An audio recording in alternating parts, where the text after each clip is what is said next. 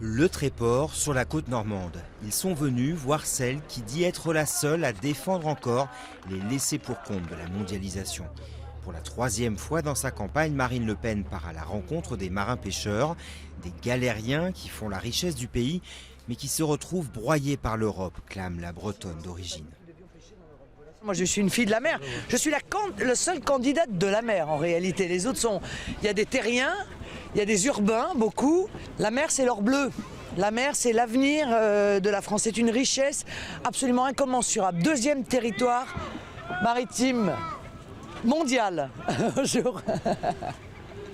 À peine un mot plus haut que l'autre sur les immigrés, l'heure est désormais à la défense des petites gens, les oubliés, ceux qui triment pendant que d'autres vivraient des allocations.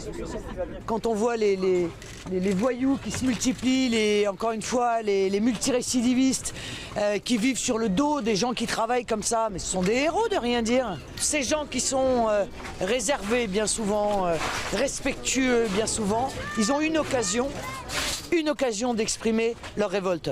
Voilà. C'est le vote. Et même si elle a grandi dans les beaux quartiers en banlieue parisienne, ici, sur cette terre de gauche, on trouve qu'elle comprend le peuple. De personnes qui viennent voir les pêcheurs, il n'y a que elles qui viennent nous voir. Les autres, c'est vague, c'est parler sans vouloir trop rien dire à la fin.